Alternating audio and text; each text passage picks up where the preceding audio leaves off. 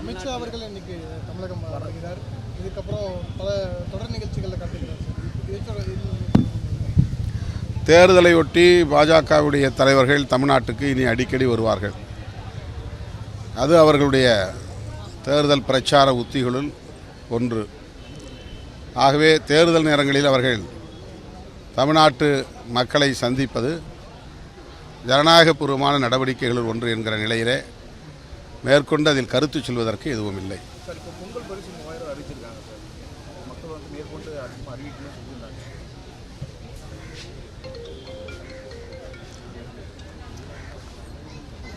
தமிழ் மக்களின் மகிழ்ச்சிக்குரிய ஒரே பண்டிகை, தமிழர்கள் காலம் காலமாக கொண்டாடப்பட்டு வருகிற பண்டிகை தமிழர் திருநாள் என்கிற பொங்கல் பண்டிகை.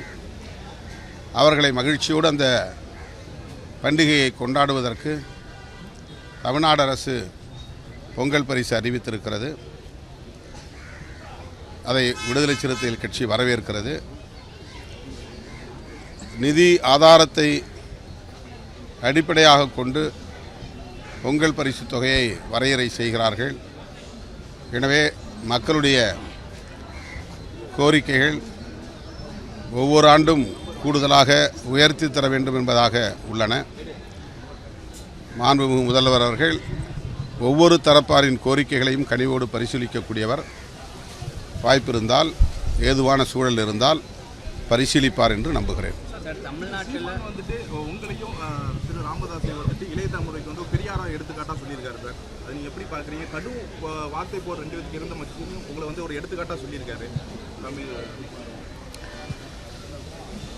என் மீது அவர் வைத்திருக்கிற அந்த மதிப்பீட்டுக்கு என்னுடைய நெஞ்சார்ந்த நன்றியை அவருக்கு உரித்தாக்குகிறேன். பெரியாரை நாங்கள் ஏற்க முடியாது என்று சொல்லிவிட்டு திருமாவளவன் தான் எங்களுக்கு இளம் தலைமுறையினருக்கு பெரியார் என்று சொல்லுவது ஒரு அரசியல் அணுகுமுறையாக அல்லது அரசியல் உத்தியாகத்தான் பார்க்க வேண்டியிருக்கிறது. அவர் சாதுரியமாக அல்லது சாமர்த்தியமாக இந்த பிரச்சனையை கையாளுவதாகத்தான் நான் கருதுகிறேன்.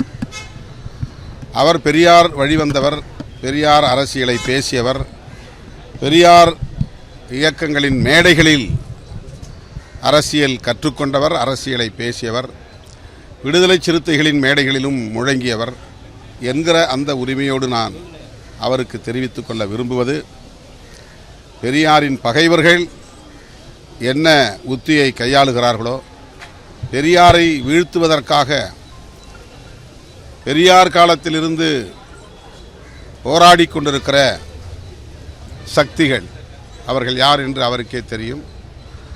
அவர்களின் நோக்கம் நிறைவேறுவதற்கு உங்களின் அரசியல் ஏதுவாக அமைந்துவிடக்கூடாது என்பது மட்டும்தான் எங்களுடைய கவலை. அவருக்கு நான் தெரிவிக்க விரும்புகிற செய்தி அதுதான். திகாவோடு முரண்பாடுகள் இருக்கலாம், திமுகவோடு முரண்பாடுகள் இருக்கலாம், அந்த இயக்கத்தை வழிநடத்தக்கூடிய முன்னணி தலைவர்களின் அணுகுமுறைகளில் உங்களுக்கு மாறுபட்ட கருத்துக்கள் இருக்கலாம்.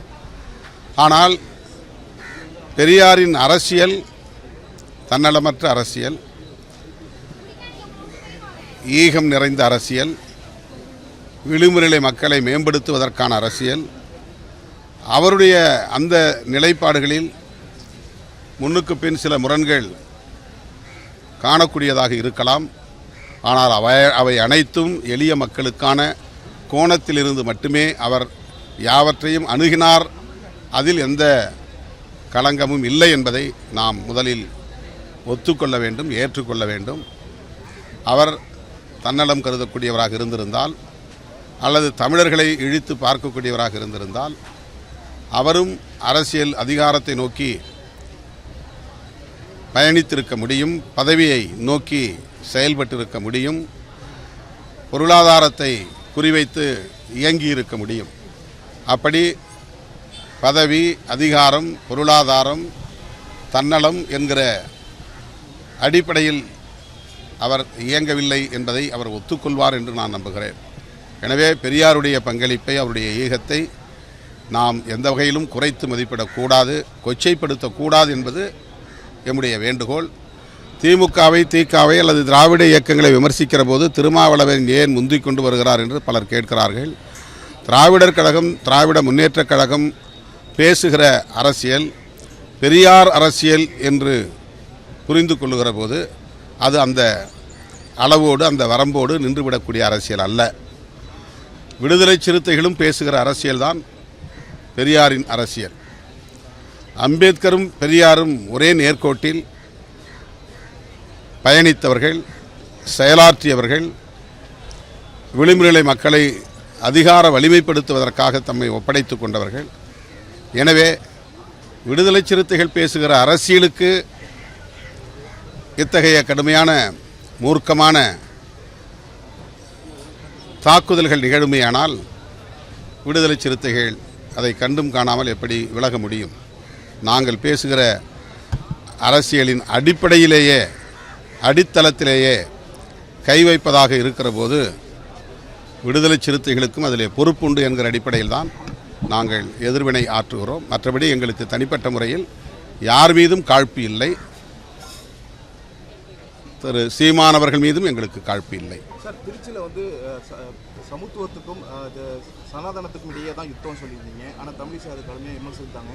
தமிழ்நாடே இன்னும் சமத்துவத்துக்கு தான் போராடிக்கிட்டு இருக்கு, நிறைய போராட்டங்கள் நடந்துகிட்டு இருக்கு. இதில் வந்துட்டு அண்ணன் இப்படி பேசியிருக்காரு அப்படின்னு. சமத்துவத்திற்கான போராட்டம் என்பது ஒரு குறிப்பிட்ட காலக்கெடுவுக்குள் முடிந்துவிடக்கூடிய ஒன்று அல்ல.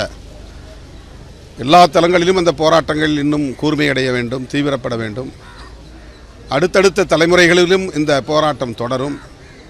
நம்முடைய தலைமுறைகளை தாண்டியும் இந்த போராட்டம் தொடர வேண்டுமானால் சமத்துவத்திற்கான போராட்டம் நீர்த்து போகாமல் பாதுகாக்க வேண்டிய பொறுப்பும் விடுதலை சிறுத்தைகளுக்கு உள்ளது. ஆகவேதான் சனாதனம் இங்கே மேலாதிக்கம் செய்ய இடம் தர மாட்டோம் என்று நாங்கள் எங்கள் பார்வையிலிருந்து, எங்கள் கொள்கைகளிலிருந்து நாங்கள் எங்களுக்கான செயல் திட்டங்களை வரையறுக்கிறோம். அவ்வளவுதான். ஆகவே சனாதன சக்திகள் வலிமை பெறுவதை தமிழ்நாட்டு மக்கள் ஒருபோதும் அனுமதிக்க மாட்டார்கள் என்று நான் பெரிதும் நம்புகிறேன்.